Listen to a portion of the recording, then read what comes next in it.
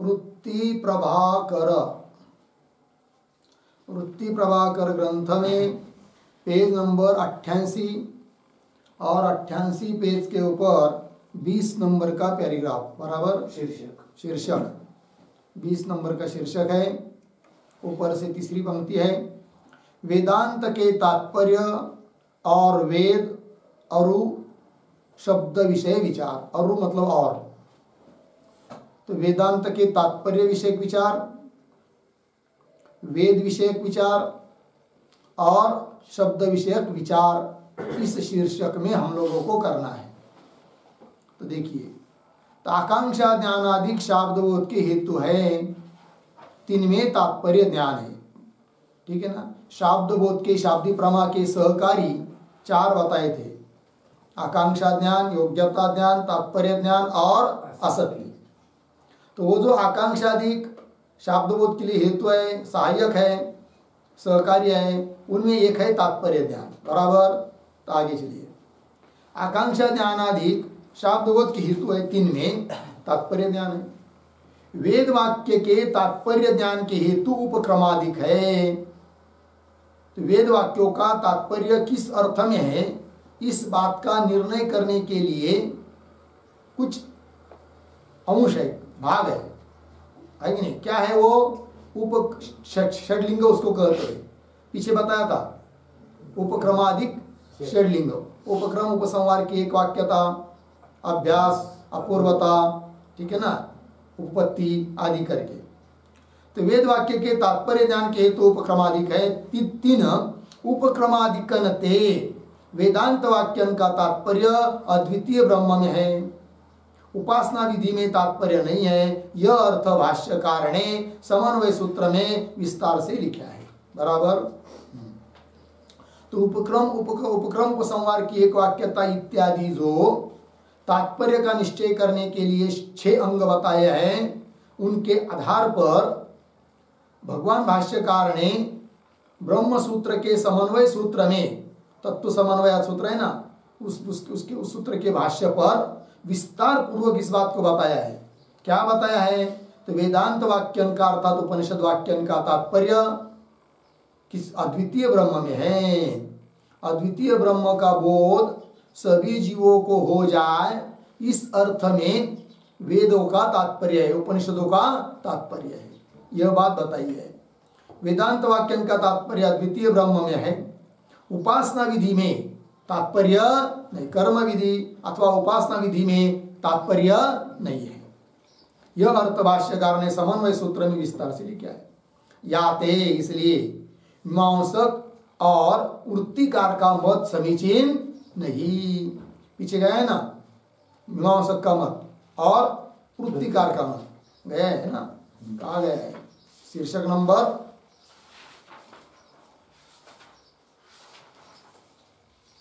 15-16 कुछ होगा, 16। हाँ, 15 में मीमांसक का मत है और 16 में वृत्तिकार का मत है। मीमांसक कहते हैं कि सभी वाक्य विधि के शेष वाक्य है। उपनिषद के जितने भी वाक्य है वो विधि वाक्यों के शेष है, विधि को प्राधान्य है। और वृत्तिकार कहता है सभी वाक्य उपासना के शेष है। वेदांत के जितने भी वाक्य है किसके शेष है? उपासना के शेष है, मतलब उपकारक है, मुख्य उपासना है, उसके सहायभूत है उपनिषद वाक्य, ऐसा कहता है कौन? वृत्तिकार। किंतु वो दोनों का भी मत ठीक नहीं है। वही देखिए, याते मीमांसक और वृत्तिकार का मत समीचीन नहीं। तिनके मत खंडन के अनुकूल तर्क भाषा के श्रोता को दुर्ज्ञेय है। उनका मत खंडन करने के लिए जो तर्क दिए जाते हैं ना, वो तर्क दुर्ज्ञेय, जानने के लिए कठिन है। किनको? जो भाषा का श्रोता है, अर्थात संस्कृत भाषा से इतर भाषा जो जान रहा है और उन ग्रंथों को ही पढ़ रहा है, जो हिंदी में है चाहे अन्य भाषा में है, उनको वो बात समझाना कठिन है, इसलिए वो ज्यादा यहाँ पर लिखते नहीं है। तिनके मत खंडन के अनुकूल तर्क भाषा के श्रोता को दुर्ज्ञेय है, याते लिखे नहीं। इस वाक्य से श्रोता को इस अर्थ का बोध होवे, ऐसी वक्ता की इच्छा तात्पर्य कही है। तात्पर्य किसको कहते हैं? अमुक वाक्य से अमुक अर्थ का बोध श्रोता को हो जाए, इस प्रकार की जो वक्ता की इच्छा, वाक्य उच्चारण करने वाले की इच्छा, उसी का नाम है क्या? तात्पर्य। इस वाक्य से श्रोता को इस अर्थ का बोध होवे, ऐसी वक्ता की इच्छा तात्पर्य कही है। मीमांसक मत में वेद नित्य है, किंतु मीमांसक मत के अनुसार वेद कैसा है? नित्य है। तहा कर्ता की इच्छा तो संभव ही नहीं, क्योंकि कर्ता ही वो मानते नहीं है, तो कर्ता की इच्छा रूप तात्पर्य उनके यहाँ संभव नहीं है। ता कर्ता की इच्छा तो संभव ही नहीं, अध्यापक की इच्छा संभव है, पढ़ाने वाला उसकी इच्छा हो सकती है। इसलिए कुछ अंश में तो ठीक है मीमांसक, है कि नहीं। और नैयायिक मत में शब्द का तीसरे क्षण में नाश हो गए है, तो मीमांसक की यहाँ वेद नित्य है बराबर, और नैयायिकों की यहाँ वेद भी अनित्य है, क्योंकि सभी शब्द अनित्य है, तो वेद भी क्या हुआ? अनित्य होगा, क्योंकि वेद क्या है? शब्द से अतिरिक्त शब्द की राशि ही तो है। नैयायिक मत में शब्द का तीसरे क्षण में नाश हो गए, लग गया। वेद भी शब्द रूप है या क्षणिक है, तीसरे क्षण में जाका नाश होवे सो क्षणिक। क्षणिक किसको कहते हैं? जिसका नाश तीसरे क्षण में होता है उसको कहते हैं क्या? क्षणिक। पहले क्षण में उत्पत्ति, दूसरे क्षण में स्थिति और तीसरे क्षण में नाश, ऐसा जो भी पदार्थ है उसको कहते हैं क्या? क्षणिक। तीसरे क्षण में जाका नाश होवे सो क्षणिक कहिए। नैयायिक मत में उच्चारण के भेद ते वेद का भेद है कि नहीं? समझ जैसे अभी अभी एक वाक्य उच्चारण किया, दूसरे क्षण में पुनः वाक्य उच्चारण किया, तो वो अलग है या अलग है? वही है नहीं है, उसके सदृश यह है, ऐसा वो लोग कहते हैं। पहला वाक्य उच्चारण किया, वो नष्ट हुआ, अब वही वाक्य जब बोल रहा है ऐसा भ्रम हो रहा है, किंतु वो नहीं है, उसके सदृश। नैयायिक मत में उच्चारण के भेद थे वेद का भेद है कि नहीं? वेद का ही क्या है? हर एक शब्द का।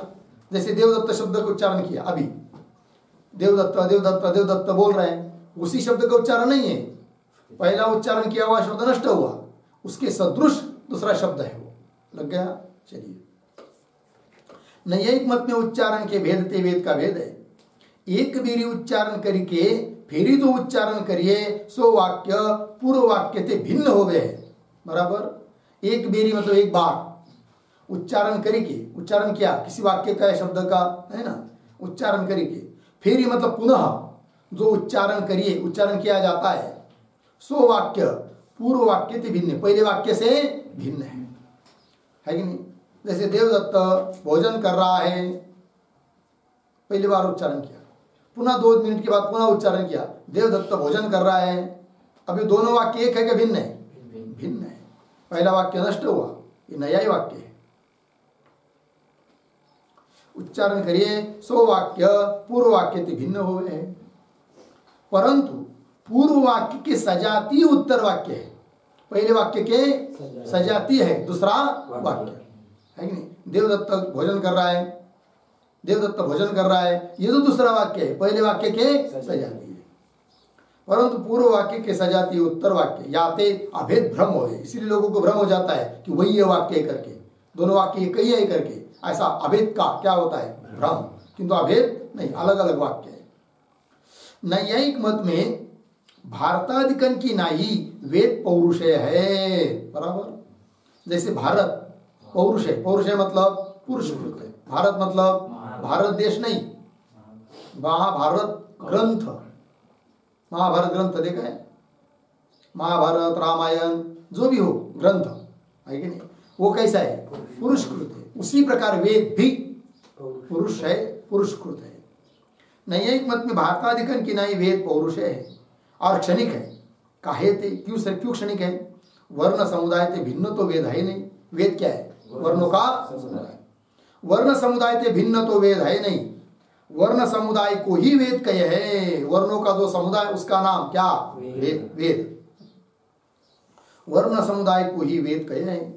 सो समुदाय प्रत्येक वर्ण ते न्यारा नहीं। सो वेद रूप जो समुदाय है, समूह है शब्दों का, वह वर्णों से भिन्न है क्या? नहीं। वर्ण अनित्य तो वेद भी अनित्य। सो समुदाय प्रत्येक वर्ण ते न्यारा नहीं, या ते वेद वर्ण रूप है। सो वर्ण शब्द रूप है और वर्ण क्या है? शब्द रूप है। आकाश का गुण शब्द है, शब्द किसका गुण माना है उन्होंने?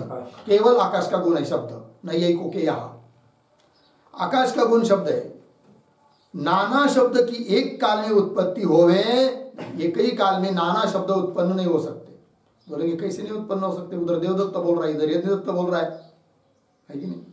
तो उसका भी उत्तर देंगे। देखो, नाना शब्द की एक काल में उत्पत्ति होवे नहीं काहे थे? जैसे आत्मा के विशेष गुण ज्ञानादिक है, आत्मा के भी कुछ विशेष गुण माने हैं ना, ज्ञान, इच्छा वगैरह वगैरह, तो आत्मा के विशेष गुण ज्ञानादिक है, तैसे आकाश का विशेष गुण कौन है? शब्द है। 24 गुण माने नहीं यही कौन है? उनमें से कुछ गुण विशेष है और कुछ गुण सामान्य है। आत्मा के विशेष गुण ज्ञानादिक है, तैसे आकाश का विशेष गुण शब्द है। और विभू के जो विशेष गुण सो एक काल में दो उत्पन्न होवे नहीं, ऐसा उनका नियम है। विभू द्रव्य के जो विशेष गुण है कि नहीं, उनमें से एक द्रव्य में बहुत सारे विशेष गुण रहते भी होंगे, किंतु विभू द्रव्य के दो विशेष गुण एक काल में उत्पन्न होते नहीं, ऐसा उनका नियम है। ठीक है ना? विभू के जो विशेष गुण सो एक काल में दो उत्पन्न होवे नहीं। यद्यपि देवदत्त का शब्द और यज्ञदत्त का शब्द एक काल में होवे। अभी क्या कहा उन्होंने कि दो शब्द एक काल में उत्पन्न होते नहीं, किंतु इधर बोल रहा है देवदत्त, इधर बोल रहा है यज्ञदत्त, एक ही काल में एक ही क्षण में दोनों शब्दों की उत्पत्ति हो रही कि नहीं हो रही? कैसे कहा फिर आपने कि एक क्षण में दो शब्दों की उत्पत्ति होती नहीं करके? प्रश्न है ना, उत्तर देंगे वो। यद्यपि देवदत्त का शब्द और यज्ञदत्त का शब्द एक काल में होवे, और भेरी का शब्द तैसे ताल का शब्द एक काल में होवे। उधर ढोल बज रहा है, इधर ताल बज रहा है कि नहीं, ताल वगैरह जो भी दूसरा वाद्य, तो दोनों का शब्द एक काल में हो रहा है कि नहीं हो रहा है। और भेरी का शब्द तैसे ताल का शब्द एक काल में होवे। और जो ऐसे कहे क्या कि समान अधिकरण दो शब्द की एक काल में उत्पत्ति होवे नहीं, है कि नहीं? अरे भाई, या तो अधिकरण भिन्न है ना, उधर ढोल है, इधर ताल है, उधर देवदत्त है, इधर यज्ञदत्त है, किंतु एक अधिकरण में दो शब्द की उत्पत्ति एक काल में होती नहीं, ऐसा नियम करेंगे। तब क्या? तब देखिए, और जो ऐसे कहे समानाधिकरण, समानाधिकरण मतलब एकाधिकरण, एक अधिकरण में दो शब्द की एक काल में उत्पत्ति होवे नहीं, अर्धविराम, तो भी सारे शब्दन का समवाय एक आकाश में है कि नहीं? तो फिर उसको उत्तर दे रहे, अरे भाई ऐसा कहोगे कि सभी शब्दों का समवाय संबंध किसके साथ है? आकाश। अर्थात सभी शब्द समवाय संबंध से किसमें रहते? आकाश में। तो सभी शब्दों का अधिकरण कौन हुआ? आकाश हुआ। आकाश एक है, सभी शब्दों का अधिकरण तो एक ही है। फिर दो शब्द की उत्पत्ति एक अधिकरण में एक काल में होती नहीं, तो यहाँ पर नहीं होनी चाहिए, इधर जबकि हो रही है। इधर देवदत्त बोल रहा है, उधर यज्ञदत्त बोल रहा है, इधर ढोल बज रहा है, उधर ताल बज रहा है, तो ये कई अधिकरण में दो शब्द की उत्पत्ति तो हो ही रही है। पुनः कैसा वो आपका नियम बच पाएगा? शंका समझ में आए? हाँ। तो भी सारे शब्दन का समन्वय एक आकाश में है। सारे शब्द समवाय संबंध थे आकाश वृत्ति होने थे समानाधिकरण है।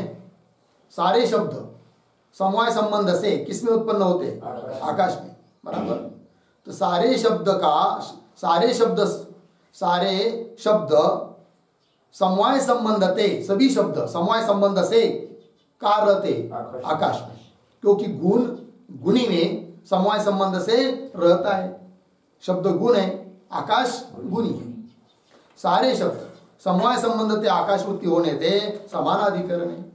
कोई शब्द विधिकरण नहीं, भिन्न अधिकरण में रहने वाला तो कोई भी शब्द नहीं है।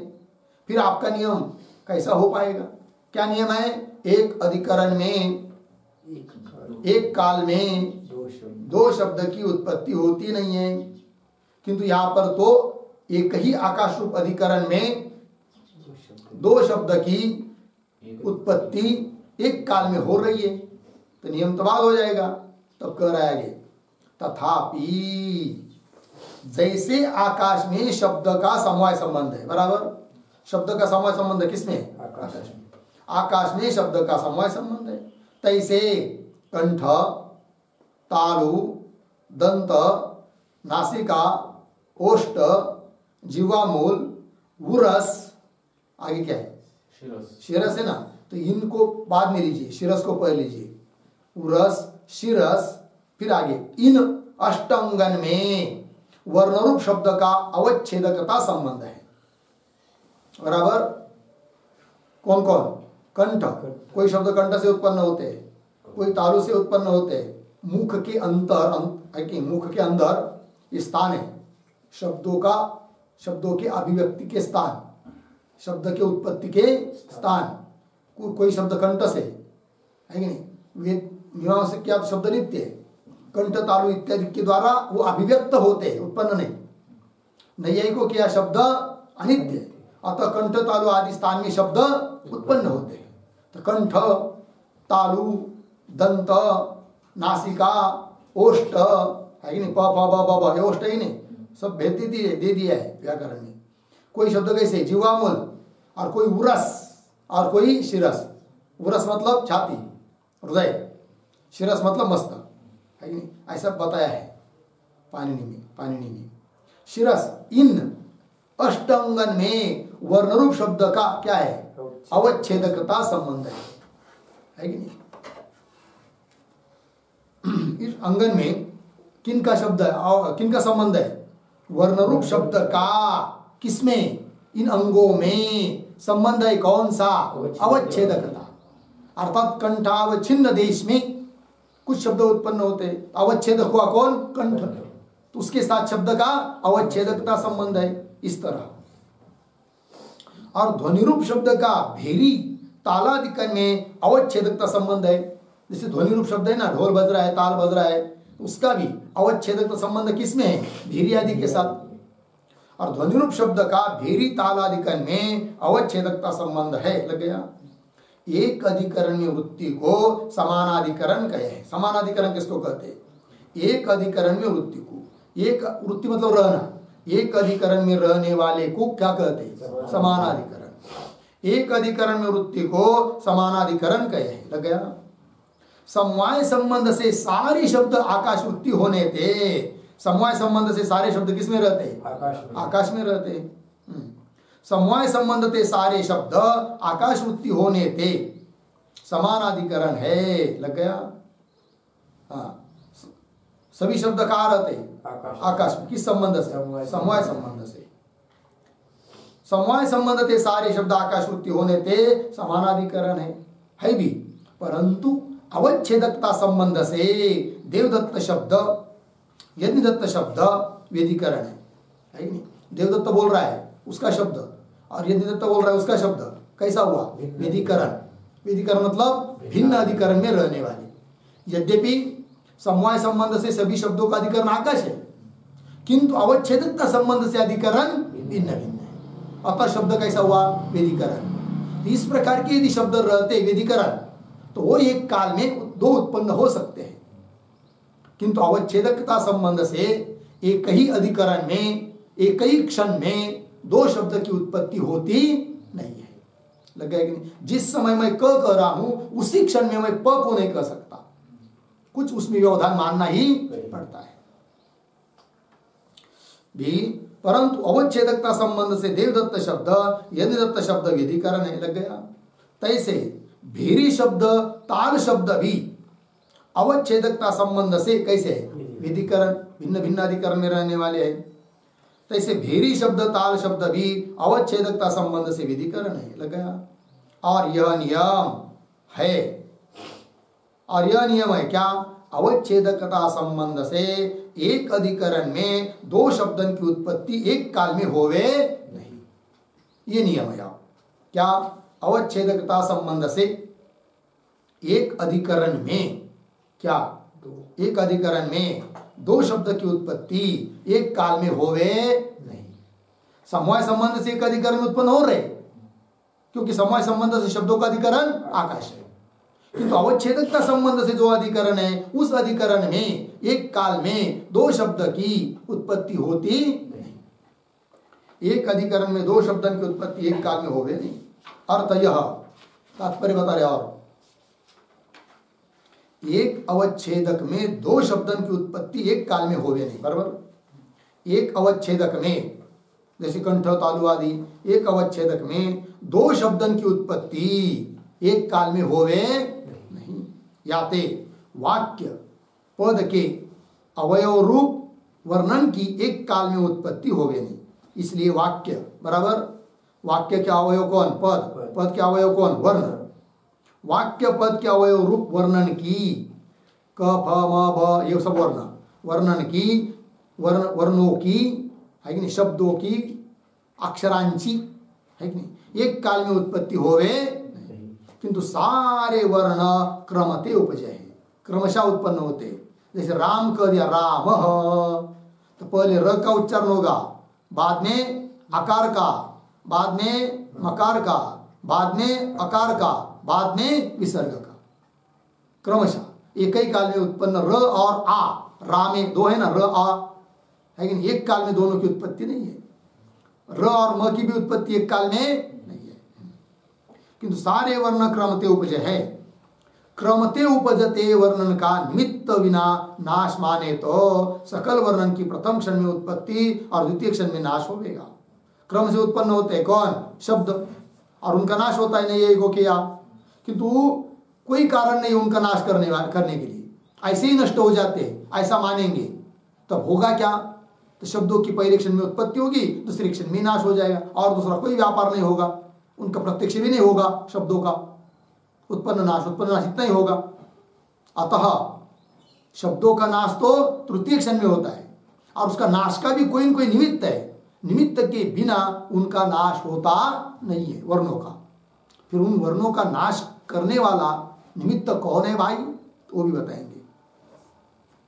क्रमते उपजते वर्णन का, क्रम से उत्पन्न हुए वर्णन का निमित्त बिना, निमित्त के बिना नाश माने तो है कि नहीं, क्या होगा? सकल वर्णन की प्रथम क्षण में उत्पत्ति और द्वितीय क्षण में क्या होगा? नाश हो जाए। पहले क्षण में उत्पन्न होता है, दूसरे क्षण में नष्ट होता है, पहले क्षण में उत्पन्न होता है, दूसरे क्षण में नष्ट होता है, यही होगा, फिर प्रत्यक्ष भी नहीं हो पाएगा। याते उत्पत्ति नाश बिना शब्द में और कोई प्रत्यक्षताधिक व्यापार सिद्ध नहीं होगा, है कि नहीं? उत्पत्ति नाश इतना ही होगा, उत्पत्ति नाश के बिना शब्द में और कोई दूसरा कोई प्रत्यक्षताधिक, शब्दों का प्रत्यक्ष होता है कि नहीं, वो भी नहीं होगा, प्रत्यक्षताधिक व्यापार सिद्ध नहीं होगा। याते इसलिए शब्द के नाश का कोई निमित्त मानना चाहिए। शब्द ऐसे ही नष्ट नहीं होते, उसका नाश करने वाला कोई न कोई निमित्त रहता है। कौन है फिर निमित्त बताओ? तो बताएंगे। याते शब्द के नाश का कोई निमित्त मानना चाहिए, ठीक है। जा निमित्त बिना द्वितीय क्षण में शब्द का नाश होवे नहीं, ऐसा निमित्त, वो भी निमित्त ऐसा होना चाहिए कि जिसके कारण नाश तो हो रहा है शब्दों का, किंतु तृतीय क्षण में, दूसरे क्षण में नहीं। जा निमित्त बिना द्वितीय क्षण में शब्द का नाश होवे नहीं, सो और तो कोई शब्द के नाश का निमित्त संभव है नहीं। शब्द के नाश का निमित्त दूसरा तो कोई है नहीं है, फिर कौन है भाई? तो बता रहे, पूर्व शब्द के नाश का हेतु सोत्तरवर्ती शब्द है, ये बता रहे हैं। पूर्व शब्द का नाश का कारण उत्तरवर्ती शब्द, बराबर, मतलब पीछे पीछे के शब्द का नाश के लिए कारण आगे आगे वाला शब्द है। ऐसा मानने से फिर शब्दों का नाश तृतीय क्षण में हो जाता है। जैसे राम, तो र का नाश आ का आ से होगा, है कि नहीं? आ का नाश म से होगा, म का नाश अ से होगा, ऐसा। फिर तृतीय क्षण में कैसा होगा भाई? वो सिद्ध करो, तो उसको भी बताएंगे। पूर्व शब्द के नाश का हेतु सोत्तरवर्ती, अपने से उत्तरवर्ती शब्द है। जैसे उदाहरण गौ, ये शब्द कह दिया। गौ या वाक्य में पुरुष की कृति से, अर्थात पुरुष के प्रयत्न से, नाभि देशते वायु में क्रिया होए के, नाभि देश है कि नहीं, पेट के अंदर नाभि है ना, वहां पर क्या होता है? नाभि देशते वायु में क्रिया होए के, पुरुष का प्रयत्न करता है, फिर वहां वायु में क्या होती है? क्रिया, नाभि देश में। तो नाभि देशते वायु में क्रिया होए के गकार का जनक जिह्वा मूल, फिर वहां से वायु चलता है और उत्पन्न करता है गकार को कहां पर? जिह्वा मूल में, जिह्वा का जो मूल भाग है वहां पर। गकार का जनक, गकार को उत्पन्न करने वाला जिह्वा मूल में वायु का क्या होता है? संयोग, वायु का संयोग होए के औकार का जनक, गौ में ग के बाद क्या है? औ, औकार का जनक कंठ ओष्ठ से वायु का संयोग हो गए। औ को उत्पन्न करने वाला वायु का संयोग किसके साथ होता है? कंठारोष्ट के साथ, क्योंकि औ का उच्चारण स्थान होता है कंठोष्ठ। वायु का संयोग हो के औकार का जनक कंठोष्ठ से वायु का संयोग होवे है, लग गया। तिस्ते अनंतर विसर्ग का जनक कंठ से वायु का संयोग होवे, विसर्ग को उत्पन्न करने वाला, बराबर। संयोग, वायु का संयोग किसके साथ? कंठ के साथ। तिस्ते अनंतर विसर्ग का जनक कंठ से वायु का संयोग होवे, लग गया। जिस क्रम ते तीन ही संयोग होवे है, तीन बताया ना। गकार का उच्चारण के लिए जीवा मूल के साथ वायु का संयोग, अवकार का स्पष्ट होने के लिए कंठोष्ठ के साथ वायु का संयोग, और विसर्ग की उत्पत्ति होने के लिए कंठ के साथ वायु का संयोग। जिस क्रम ते तीन ही संयोग होवे है, उसी क्रम ते गकार अवकार विसर्ग रूप तीन ही वर्ण होवे है। क्रमशः वो वर्ण उत्पन्न होते हैं, पहले ग उत्पन्न होता है, बाद में औ, बाद में विसर्ग। और ग उत्पन्न होता है ना, है कि नहीं? फिर ग क्या करता है? अपने स्थिति काल में, है कि नहीं, ग के स्थिति काल में उत्पन्न होता है कौन? औकार। क्योंकि ग उत्पन्न हुए बिना औकार उत्पन्न होता नहीं है। पहले ग उत्पन्न होगा, फिर दूसरे क्षण में औ उत्पन्न होगा, तब तक ग की द्वितीय स्थिति, दूसरा क्षण। ग का तब क्षण कौन सा रहेगा? द्वितीय। औकार की उत्पत्ति का क्षण और गकार का द्वितीय क्षण, बराबर है कि नहीं? फिर औकार उत्पन्न हो, अपने उत्पत्ति काल में ही नष्ट नहीं करता है ना, ग को उत्पन्न होगा तब नष्ट करेगा ना। तो जब औकार का स्थिति क्षण आता है दूसरा, तब उस स्थिति क्षण में पीछे के गकार को नाश कर देता है कौन? औकार। तब तक गकार का कितवा क्षण हो जाता है? तीसरा। तो तीसरे क्षण में नष्ट हो जाता है कौन? पीछे का वर्ण। बात समझ में आ रही कि नहीं आ रही?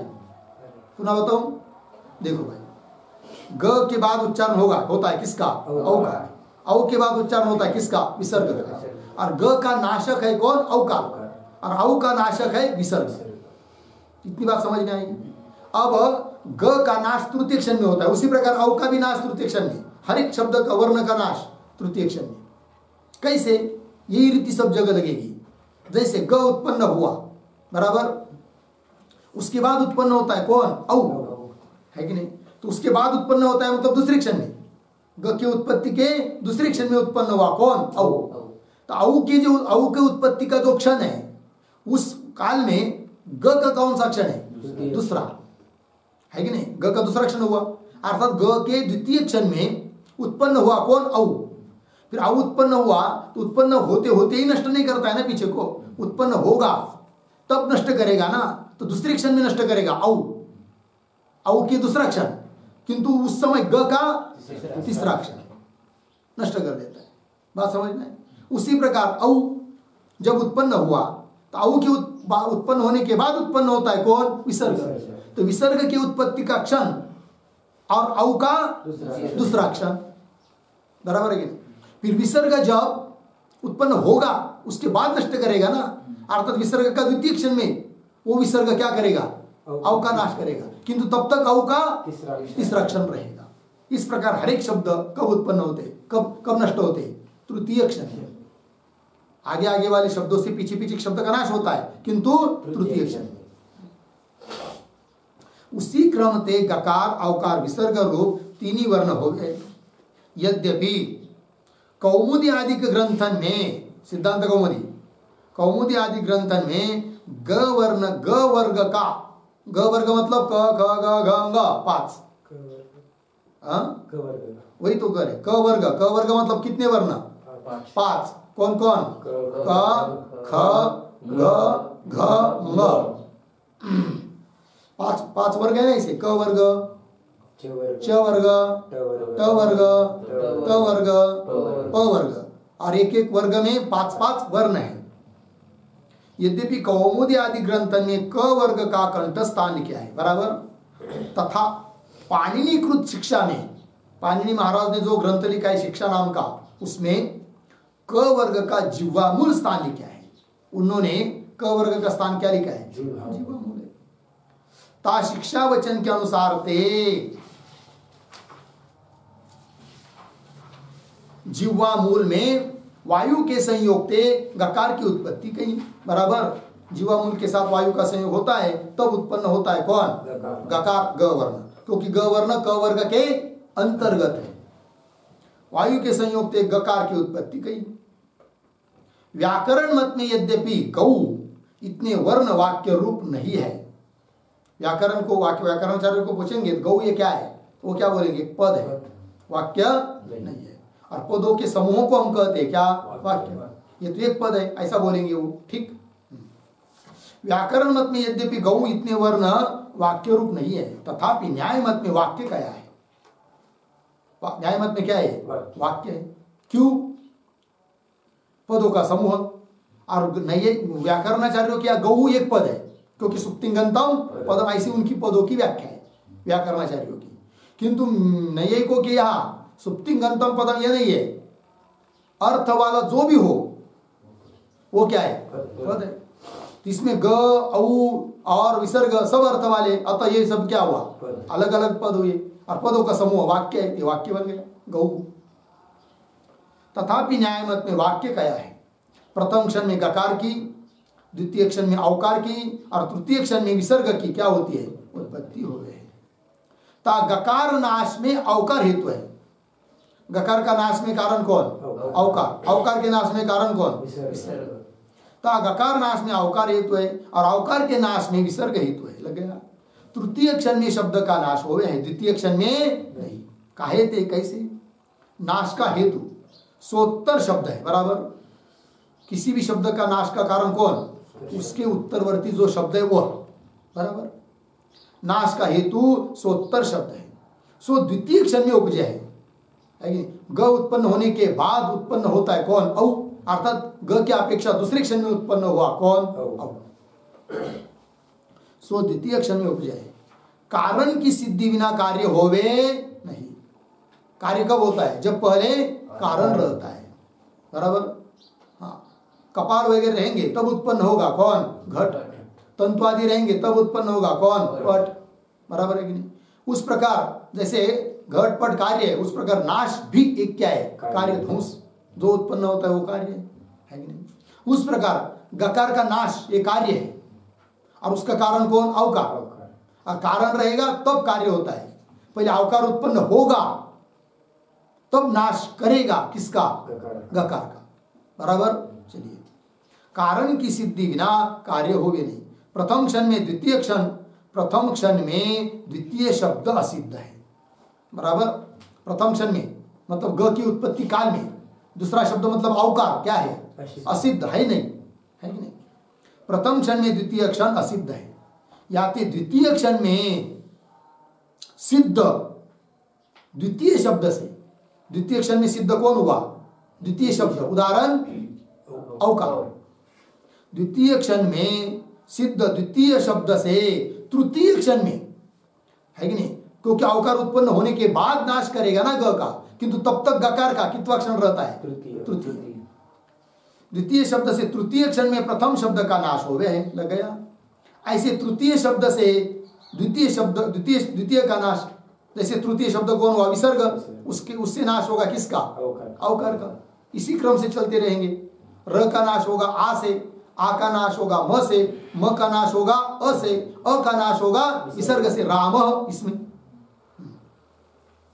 ऐसे तृतीय शब्द से द्वितीय का नाश हो गए। इस रीति से उपांत्य शब्द पर्यंत, उपांत्य दो शब्द है, अंत्य उपांत्य।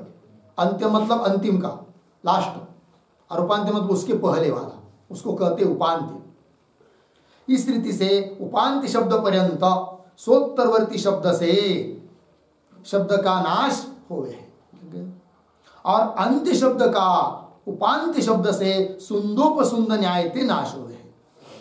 फिर बोलेंगे भाई अंतिम जो शब्द है ना उसका नाश कौन करेगा? क्योंकि उसके आगे कोई शब्द नहीं है। बराबर है कि नहीं? राम, इसमें अंतिम शब्द, अंतिम वर्ण कौन है? विसर्ग। उसके आगे कोई है क्या? उसके आगे होता तो उससे नाश मानते विसर्ग का, उसके आगे तो कुछ नहीं है, फिर विसर्ग का नाश कैसा हो? ये प्रश्न है। बराबर। तब उसको उत्तर दे रहे, तो विसर्ग के पहले कौन है? रामः में विसर्ग के पहले कौन है? अ। तो अ का नाश कर दिया विसर्ग ने, बराबर है कि नहीं? किंतु विसर्ग का नाश कौन करेगा, ये प्रश्न। गौहू में औ का तो नाश कर दिया विसर्ग ने, किंतु विसर्ग का नाश कौन करेगा? तो करे उपांत्य का नाश करता है कौन? अंतिम वाला। और अंतिम का जो है ना, उसका नाश कर देता है उपांत्य वाला, वो भी तृतीय क्षण में। इसको कहते सुंदोपसुंद न्याय, बराबर है कि नहीं? तो वो क्या है? सुंदोपसुंद न्याय। और उपांत्य शब्द का नाश तो अंत्य शब्द से होता है, कोई बात नहीं, किंतु अंत्य शब्द का नाश यदि उपांत्य शब्द से हो रहा है तो वह तो द्वितीय क्षण में नष्ट होना चाहिए। फिर तृतीय क्षण कहां से लाओगे? कैसे? समझ लीजिए, ध्यान दीजिए। गौह में अवकार उत्पन्न हुआ, समझ लीजिए, बराबर। अवकार के बाद उत्पन्न होता है कौन? विसर्ग। तो विसर्ग तो नाश कर देगा किसका? अवकार का, तृतीय क्षण में, बराबर। किंतु यदि अवकार से यदि नाश होता है किसका? विसर्ग का, तो अवकार उत्पन्न हुआ पहले क्षण में, दूसरे क्षण में क्या हुआ? स्थित। और उसके स्थिरता के काल में, अवकार के स्थिरता के काल में उत्पन्न हुआ कौन? विसर्ग, बराबर है कि नहीं? फिर उसी काल में है कि नहीं? तो और उसके बाद नष्ट होने वाला है कौन? अवकार। किंतु अवकार नष्ट होगा ना, तो उसके पहले ही नाश करेगा ना वो, किसका? विसर्ग का। तो फिर अवकार अपने द्वितीय क्षण में ही नाश करेगा किसका? विसर्ग का, बराबर। मतलब विसर्ग की उत्पत्ति क्षण उसी समय नाश करने लगेगा कौन? अवकार। तो कैसा फिर तृतीय क्षण में नाश होगा? अंतिम शब्द का। यदि अंतिम शब्द का नाश उपांत्य शब्द से होता है तो फिर वो नाश द्वितीय आदि क्षण में होगा या प्रथम क्षण में होगा? तृतीय क्षण में कैसा होगा, ये प्रश्न, वो भी प्रश्न देना है। किंतु सुंदोपसुंद न्याय से ये बात चलती है। अंतिम उपांत्य का नाश करता है अंतिम शब्द, और अंतिम का नाश करता है कौन? उपांत्य शब्द। सुंदोपसुंद क्या है? दो भाई थे, सुंदोपसुंद, महाभारत में कथा आती उसकी, और बहुत उनका बहुत प्रेम था, इतना प्रेम था, इतना प्रेम था कि एक दूसरे को छोड़कर एक क्षण भी नहीं रहते थे। खाना बराबर, पीना बराबर, सोना बराबर, रहना बराबर, कहीं यात्रा में जाना है तो बराबर साथ साथ जाते थे, बराबर। और तपश्चर्या किया उन दोनों ने, और भगवान को प्रसन्न कर लिया। भगवान प्रसन्न हुए, फिर बोले भगवान अरे वर मांग लो, कुछ मांग लो, क्या चाहिए तुमको? तब उन दोनों ने कहा हमको मृत्यु नहीं चाहिए, हम ऐसे ही रहे।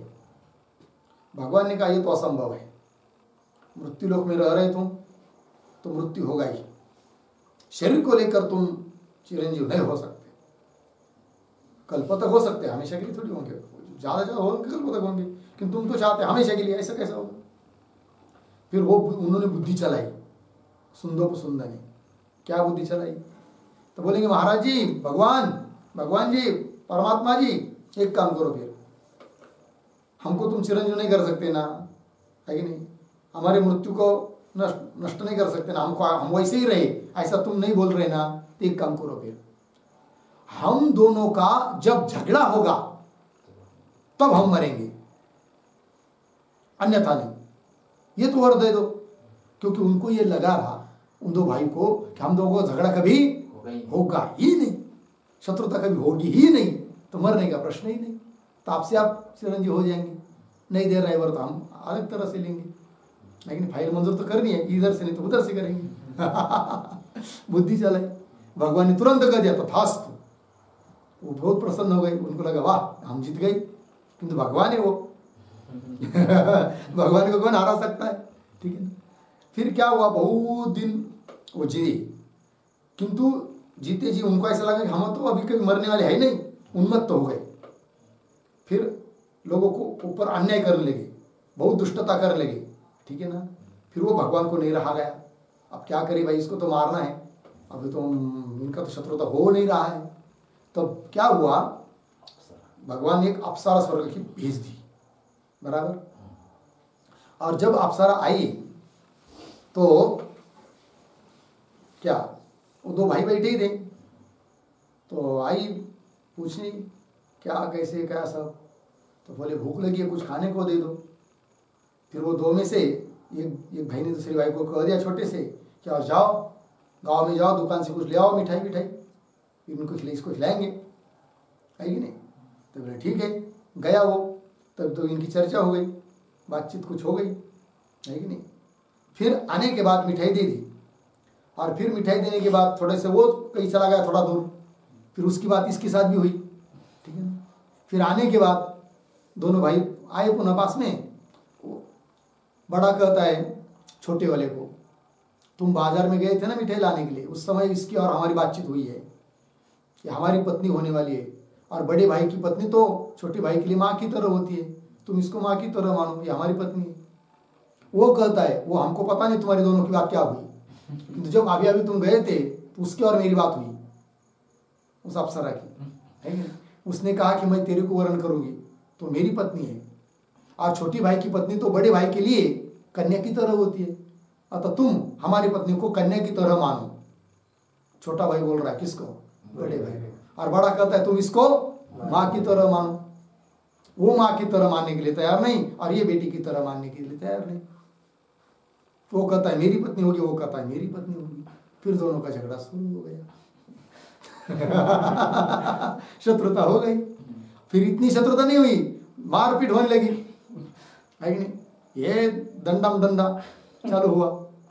फिर प्रश्न गया, उसने इसको मारा, उसको इसने मारा, दोनों मर गए, क्योंकि बात वहीं पर खत्म हुई। और वैसा ही था, जब दोनों की शत्रुता होगी, एक दूसरे लड़ेंगे तब मरेंगे, तो मर गए, लग गया ना।